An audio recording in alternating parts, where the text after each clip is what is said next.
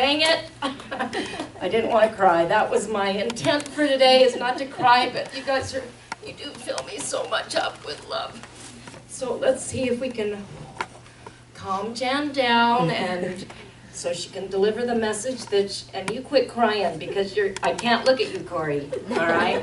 Nobody gets to cry today. We're gonna have fun today, right, Gary? Blow some bubbles. Let's see some bubbles. Bubble boy. Bubble boy. There you go. That's what calms me down. In fact, I brought my bubbles today. Yeah. Woohoo! We're gonna have bubble wars. You win.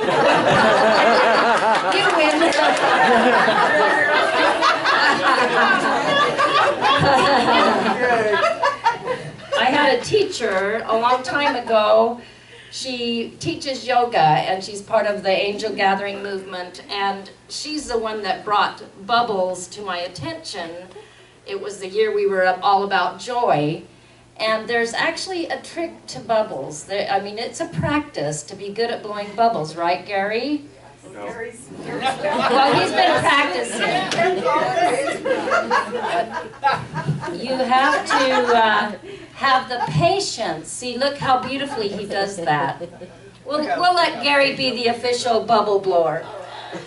But the point is take what is useful for you today and with the breath of kindness, blow the rest away.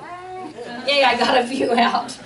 Excellent. Thank you all for coming. I'm so very grateful for this opportunity. Thank you, Sandra, for asking me. I had something bubble up back in December. I'm like, can I share this with our group? And I'm very, very grateful that I get it. And I think it's like what Mike says. I have so much that wants to come out. It comes out kind of like a nervous energy. And thank you, Bo. I love your voice because it's like being wrapped in a warm blanket, and it's this beautiful male energy that makes me feel safe. So thank you. I appreciate that. And Shar, I was looking forward to Shar's message because she always calms me down. If anybody can take me out of my head and into my heart, it's Shar. So thank you all for coming, and thank you, Christiana, for filming me today. This is a great honor to have Christiana here in town. She lives in Kanab, and she's on her way to Germany and China, so this is a great opportunity to have her come and express her gifts and talents. She put on a huge Consciousness Expo yesterday, in which a lot of people in here were involved. And she's one of the movers and shakers of the consciousness community here in Utah, even though she comes all the way from Kanab. So we're very honored and grateful to have you here today, Christiana. And is there anyone else I need to thank? Oh, thank you everyone for showing up for yourself today, because we're going back to school. Hit it, Tim.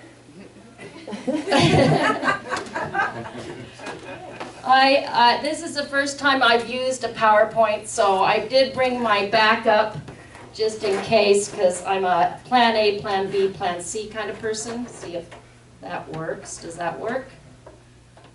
Sort of. Maybe we'll just go with a PowerPoint. Yay. All right. We're going back to school. We're going to Love University. Love you. All right? University, I love that word because it's unifying diversity, and that's what I think we do here at the Unity community, is each one of us are our own special spark of God, and we come together and share in that wonderful, yummy goodness of love and unity. So we're all a part of this wonderful big sea of love. The love you part is L-U-V. Put this on this. We're doing an acronym. L-U-V. So obviously this is love or life. And then U. And then V. Think of all the wonderful V words like victorious and love yourself voraciously and love yourself. What are some other good V words? Voluptuous. I was going to say that, but I didn't know that was appropriate. Victorious. Victorious. Tickle things out. Vibrantly. Vibrantly. Love yourself vibrantly. value yourself. And thank you for bringing that up, because mission. Oh, vision. Have the vision of the love that you have for yourself. Virtuous. What was that? Valiant. Valiant? No, V-A-L-I-N. Valiantly. That's a very good. These are all good V words. So just play around with that in your head as we move forward. So this came to me. I was in a Kirk Duncan class, and he wanted us to put a CD cover together. So the Love You came forth because I was working on loving myself, because I have figured out that the more we love ourselves, the more we can love other people. We need to put our own oxygen mask on first, right? And really start clearing out. How many do we have here of Esther Hicks fans? I know Christiana's a big one. Oh, pretty much everyone. One of her messages was she had this tube that goes to her jacuzzi, and down in Texas there's this really bad caliche kind of stuff. So all these roots and things were coming into her tube, into her hot tub, and so she wasn't getting pure water into her hot tub. So sometimes we just need to clear our tubes out, and that's how I see us, is beautiful tubes of light connected to Source and to Mother Earth, and then expressing out of our hearts. And we're bigger than that, but that's one visual that I like to use for us to see us. Remember at Easter time when you had that little toothpick and that little round piece of paper from the pause containers, and you made a little pinwheel? Yes. Nobody else did that? Yes. Shar and I were the only ones that did that. Or a top. Do you remember tops? I know some of you. Yeah. Okay, we have people that actually remember what a top is. So just remember, I bet everybody did a merry-go-round. Yes. Everybody, raise your hand if you were on the merry-go-round. Okay, so where's the sweet spot in the merry-go-round?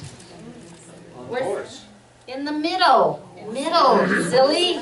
Center. This is where we want to live, right here in that center.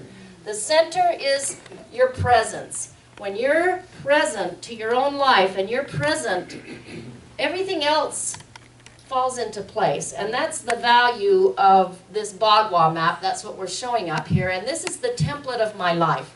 This is how you can feng shui your house. You can feng shui a room. You can feng shui your desk, and you can feng shui your life from this map. It's a very valuable map. This is where you want to live, right here in the middle, in between the yin and the yang being the white and the black being the yin, the female, or the out-breath of God and the in-breath of God. And we have just crossed over a huge 12,000-year portal of going through this big cycle, and we're right about here because we just had the spring equinox. The spring equinox, it's called the progression of the equinoxes, and many systems follow this. And we're going into the summer, the action, the doing part of life.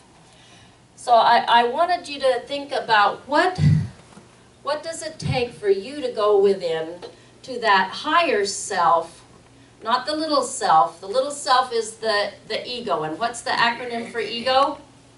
Edging God out. Look at how good you are. Edging God out. And what's the acronym for fear? False evidence appearing real. So whenever we're down here in the little s, that's when our lives start to go out of balance. But when we stay right here in this presence, connected to Source, in our heart, and connected to Mother Earth, then we're bringing in more of our I am presence, our higher self, our Christed self, what Mike talked about. And that's where I feel we're at. Now, I don't consider you guys kindergartners. Not even grade school, not even junior high, not even high school, not even college. You guys are in your mastery program. This is your self-mastery program. You wouldn't be here in this room if you weren't here on purpose, on divine order, being at the right place at the right time, as we sang earlier. You are here to just tweak yourself just a little bit, let go of a few of those little roots that have crawled into your light source, anything that has, you're just doing the minute details to get yourself fully empowered. I was reading in Cryon, I don't know how many people read that, but he said our DNA has been operating at about 30%. And our masters, like Jesus and Buddha, operated at 80 to 90%. So what we need to do is start amping up our vibe, and hopefully you'll be amping up your vibe today to at least 44. So can we make that a goal to kind of amp up our vibe, release that which no longer serves us, and bring in that which does? So what I usually go to is we start with the wisdom corner, just like we're studying this month. You need to know yourself. Really remember in the oracles of Delphi they said, know thyself. And we've been taught to be true to yourself. So really go in and check out, and you can give yourself a score or a grade, but don't let yourself go into guilt or anything. But just rate yourself. Okay, how am I at knowledge and self-cultivation? This is the knowledge and self-cultivation. How have I been feeding myself with wisdom? Do I read a lot of books? Do I take a lot of classes? Do I really tap into my higher guru self? You know, how much are you really tapping into that? Because I think a lot of you have already studied with a gazillion different people, but you are your greatest source, your higher self, your I am presence, your God within or within here is your best source of information. Then we move up to this area, health and family or ancestors. We usually teach, when Christiana and I teach this as a workshop, it's all about a tree. How are your little roots going down into your ancestor? Do you need to clear up any of those roots? Do you need to feed those roots with love? Or do you need to do any kind of clearing like we talked about earlier? This is also about health, and I learned this very kind of abruptly in February when I caught that nasty flu. I hadn't had flu for 30 years. And what I realized was I've been spending so much time on my mental, emotional, spiritual levels of self-cultivation. I had not been taking care of this physical vehicle that we get to walk around in. So I got that learning lesson, and I'm cleaning up what I'm eating, the GMOs and all of that stuff, and I'm starting to get stronger because we can't get to where we want to go as far as self-actualization, which is here, and we're already there, but we just play this little game with ourselves on earth to think we're not there.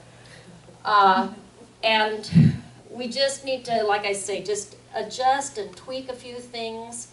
How are you doing on your self-care? How are you doing on your self-care for your physical, mental, emotional, and spiritual levels? What are you doing to amp that up, your physical body? You know what I'm saying? Can I get an amen? Amen. Yeah, I always wanted to say that. All right, and then we move up here to the wealth quadrant. This is one that is, I know we're all working on that, and what the underlying meaning of this, it's more on this, is gratitude. And I feel like this community is in total, complete gratitude. We do stay in a state of gratitude, and if you're ever in a crappy mood, just start saying your gratitude stuff. It totally transforms you. But the piece that I got, this little download of how to apply this to yourself, is what is your self-worth? What is your self-worth? Go in and take a look at that. Do you feel worthy? What is your self-value? How do you value yourself? So that's just something I might want to throw out to all of you to take a look at. How well are you feeling about your self-worth and value? Since that is a good important part of why we're here. And then over here to fame and reputation, the underlying meaning of this is integrity. Integrity. And in this community, everybody knows everybody, and it's very important that you have a good reputation. And what I'm thinking about is how much respect do you give yourself? How much respect, self-respect? Just take a look at that, breathe that in. Notice where you're at with your own personal self-respect, because as you respect yourself, others will respect you, right? According to the law of attraction. We want to, whatever we want to receive, we need to display within ourselves. And then we move over to the love category, which is basically what love you is all about. And in this map, love is all about receptivity. How open are you to receive love? Because sometimes we're really good at giving, aren't we? Yeah, we're great at that. We got that rodeo. But how are we about receiving love? I know I need to amp that up a little bit. Receiving love, being open to love. And another thing I'd like you to take a look at is how much self-compassion do you have? I love the word compassion. How much self-compassion do you have? How are you really treating yourself? Do you say nice words in your head about yourself? I used to say, you're stupid, you're dumb, you're this, you're that. And now I'm training my brain, the thoughts in my head, to say, it's okay, sweetie, if you spill the milk. It's all right, honey. You know, start calling yourself cute little names like that. And you'll notice that you'll start doing it for other people as well, because you're in a better place within. So self-compassion, just play around with that. Self-kindness, what are you doing to take care of yourself? What are the little self-nurturing things that you do? So like bubbles. Which leads us to the next one, which is creativity and joy. This is the fastest way to get into joy, huh, Gary? Yeah, baby. Blow some bubbles. I just get spit. Those are superior bubbles, but you can't say this isn't a cute container, right? I just need to take those kind of bubbles and stick them in my ducky bubble thing. So joy, how is that joy? You just tickled joy out of yourself. How did you do that? You just started laughing. And who better than to laugh at yourself, right? I mean, am I the only one that screws up? Because Joy. Okay, that's probably true. But sometimes I just do the silliest things and screw up, and I just have to laugh because I'm hoping nobody else is watching me, right? Look around. I would laugh at myself, but I'm not funny. No, you're not funny at all. We call these guys the guys in the Sesame Street up in the, the guys that were up in the balcony. The Peanut Gallery. What were their names? In the Muppets. Yes. I know if you were at your piano, you'd be playing the Sesame Street song right now.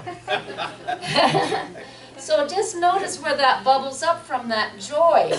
And you know, this is my analytical brain always, well, how do you get in joy? Okay, I really have to figure this out. And stay here. Stay in your present self. When you're here like a little child, you know, when Jesus said, be as a little child, this is what he meant. Be present to your life. Enjoy your life. Have fun. For the compliment. What? She said thank you for the compliment. Awesome. Very cool. So we're at travel and helpful people. So this one is the most male. The little 3 lines, those are trigrams. This is the most male energy. So thinking of the father energy, and that's why I liked Bo's music, his resonance. He's like a warm hug with his voice. It's just so warm and beautiful, and I did pretty good not crying during your song. But who is your inner benefactor? Who is your father energy? Have a good relationship with your higher self, the male aspect of